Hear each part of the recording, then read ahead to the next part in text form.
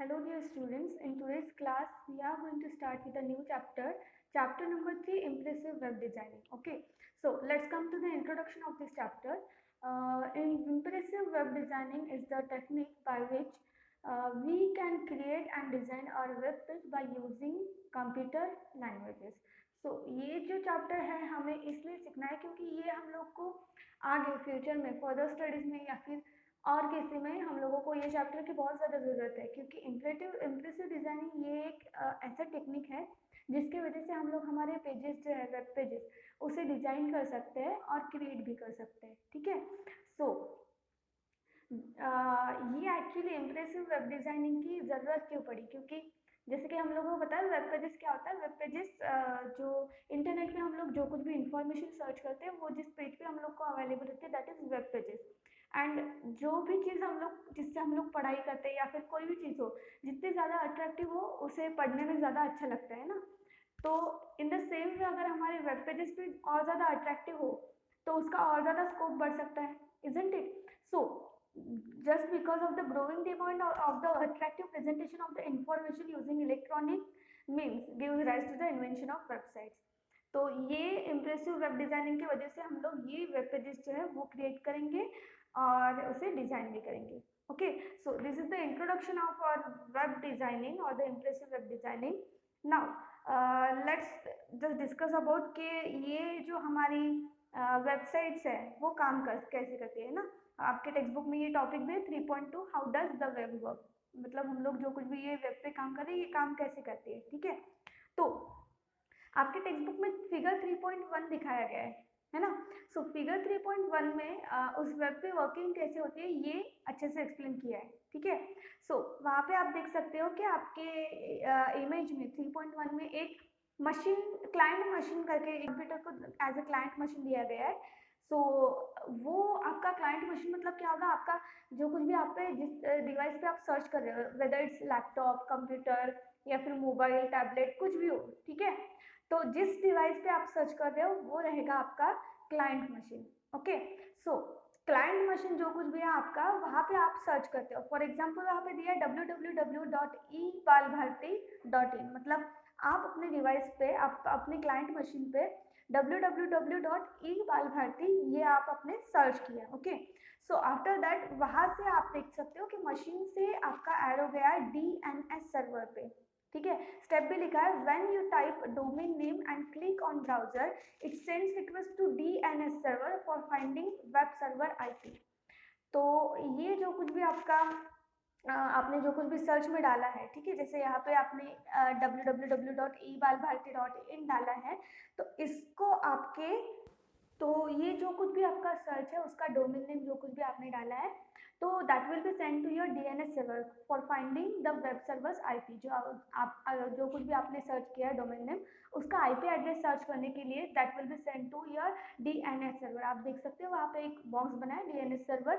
तो यहाँ पे क्या होता है, it has mapping of URL and server IP similar to phone book. तो यहाँ पे आपका जो कुछ भी सर्च है उसका URL and IP address store होते हैं। तो यहाँ पे आपका IP एड्रेस सर्च करने के लिए आपकी रिक्वेस्ट सेंड हो गई। ठीक है, after finding that IP address वहाँ से देख सकते हैं आप DNS से एरो हमारा फिर से आ गया क्लाइंट मशीन पे, मतलब IP एड्रेस सर्च होने के बाद ये IP एड्रेस सेंड होगा आपके क्लाइंट मशीन पे एंड अकॉर्डिंग टू दैट हमारा जो कुछ भी IP एड्रेस है उसके अकॉर्डिंगली हमारी इंफॉर्मेशन सर्च होगी। ठीक है, वहाँ से हम लोग देख सकते हैं कि सेकेंड स्टेप होने के बाद थर्ड स्टेप के लिए हमारे मशीन से अगेन वो जो रिक्वेस्ट है that is send to the ebalbharti web server, मतलब ebalbharti का जो कुछ भी वेब सर्वर है वहाँ पे वो IP एड्रेस सेंड करा जाएगा for getting that information about ebalbharti। Okay, after that ये होने के बाद ebalbharti का जो कुछ भी वेब सर्वर है वहाँ से हम लोग एरो देख सकते हैं फिर से आया क्लाइंट मशीन पे, मतलब जिस मशीन पे आपने सर्च किया।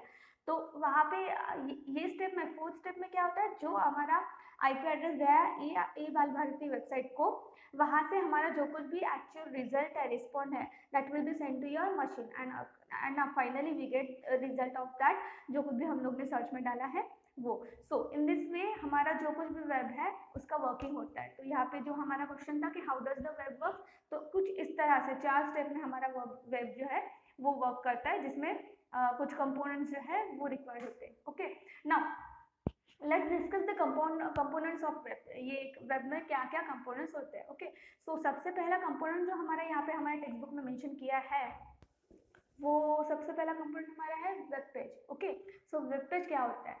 तो यहाँ पे जैसे हमारे टेक्स्ट बुक में लिखा भी है, simple text file created using HTML। तो जैसे हमारे टेक्स्ट बुक में भी पेजेस होते हैं, है ना, और उन पेजेस पे कुछ ना कुछ इंफॉर्मेशन भी होती है। उसी तरह से वेब पेजेस जो होते हैं, इंटरनेट पे हम लोग जो भी इंफॉर्मेशन सर्च करते हैं, वो इंफॉर्मेशन वेब पेजेस पे डिस्प्ले होती है।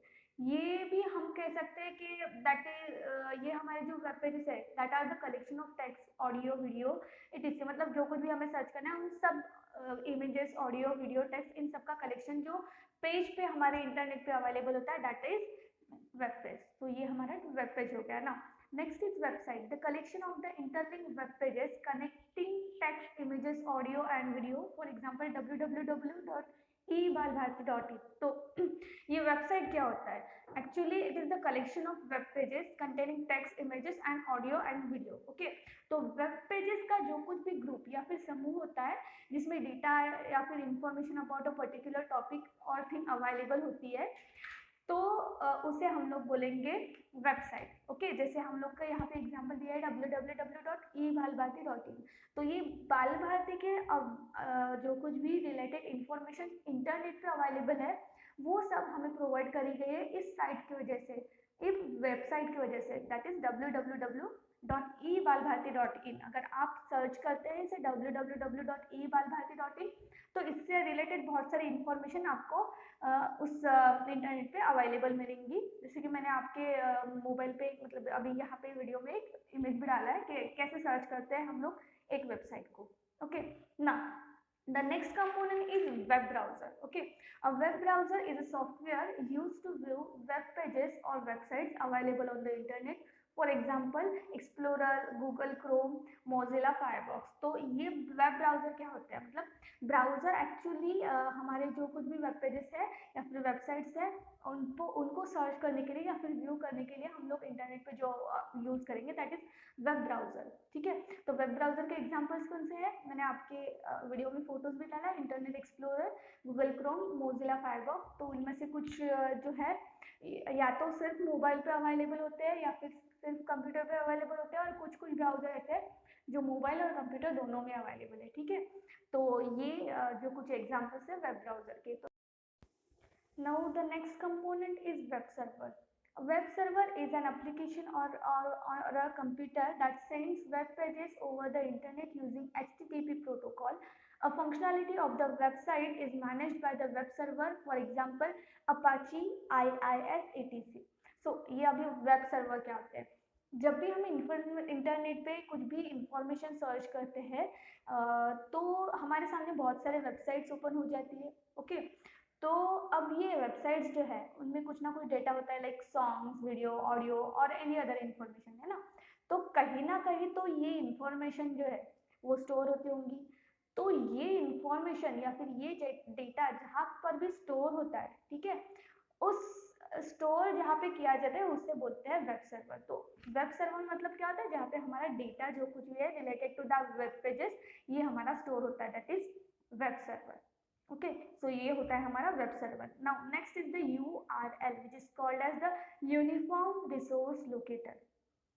It is an address of the web page on the internet. The web page are retrieved from original location with the help of URL. तो URL के बारे में इससे पहले भी आपने सुना होगा। जैसे हम लोग YouTube वगैरह पे कुछ वीडियोस वगैरह देखते हैं, तो हमें कोई वीडियो वगैरह अच्छा लगा, तो हमें हमारे फ्रेंड को अगर वो सेंड करना है कि तुम ये देखो, तो हम लोग क्या करते हैं, उसका URL कॉपी करते हैं, फिर with the help of WhatsApp या मैसेंजर, जो कोई भी आपका कम्युनिकेशन मीडिया है, वहाँ पे हम लोग हमारे फ्रेंड को वो URL सेंड कर देते हैं, और वो URL ओपन करके हमारा दोस्त जो है वही वीडियो देख सकता है ना। ऐसा आपने URL का यूज किया होगा। तो URL एक्चुअली क्या होता है? तो URL is the address of the web page on the internet. हम लोग जो कुछ भी वेब पेज है हमारा, उसका जो एड्रेस होगा दैट इज URL। ओके, तो URL हर एक रिजल्ट का अलग अलग होता है। जैसे अगर मैंने फॉर एग्जाम्पल जो एक इंडिया वाले ये गाना अगर सर्च किया है, ठीक है, यूट्यूब पे, तो उन रिजल्ट मतलब जो कुछ भी हम लोग सर्च कर रहे हैं, ओके, तो उसमें बहुत सारे रिजल्ट आ सकते हैं, वो गाने के बहुत सारे मतलब वीडियोस हम लोग को यूट्यूब पे मिल सकते हैं। तो अगर मैंने फर्स्ट गाने का अगर यूआरएल कॉपी किया और उसे चेक किया, और दूसरा जो है सेम गाना सेम हेडिंग का जो हमारा इंडिया वाला है, दूसरा कोई वीडियो ओपन किया तो उसका यूआरएल अलग अलग आएगा। मैंने आपके स्क्रीन पे 2 यूआरएल डाले, वो एक ही गाने के दो यूआरएल है, मतलब वो दिख रहे हैं ना दोनों, पहला वाला यूआरएल दूसरा वाला यूआरएल अलग अलग है, लेकिन गाना एक ही है, क्योंकि वो रिजल्ट जो कुछ भी हमारा अलग अलग है, उसका सोर्स जो है दोनों गाने का अलग अलग है ना। जिन यूट्यूबर्स ने इस गाने को डाला होगा वो यूट्यूबर्स अलग होंगे, उनके चैनल अलग होंगे, है ना। तो इसलिए वो दोनों रिजल्ट के यूआरएल अलग अलग है, इवन दो वो दोनों गाने सेम है, ओके, क्योंकि यूआरएल हर एक रिजल्ट का अलग अलग होता है according to the source. Now, next component is HTTP, which is Hypertext Transfer Protocol. Is a protocol used by www for client-server communication. तो अभी ये HTTP क्या है? ओके, वेब ब्राउजर्स और वेब सर्वर जो है, इन दोनों में एक दूसरे के साथ कम्युनिकेशन होना चाहिए, ठीक है, क्योंकि कम्युनिकेशन अगर उन दोनों के बीच में रहेगा तभी हमारा जो कुछ भी सिस्टम है वो प्रॉपरली वर्क करेगा।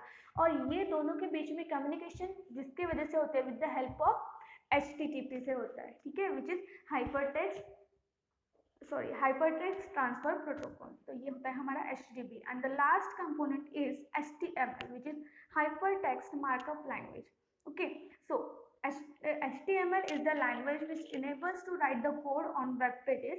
All the web pages in the website are linked with one another with the help of hypertext link. तो ये हमारा जो है HTML, इसी की वजह से, इसी की हेल्प से हम लोग आगे जाके हमारे वेब पेजेस जो है वो क्रिएट करने वाले हैं, because HTML is one of the हमारी जो है कंप्यूटर लैंग्वेजेस है, जिसकी वजह से हम लोग हमारे वेब पेजेस जो है वो क्रिएट करने वाले हैं। Okay, so this much is enough for today's class.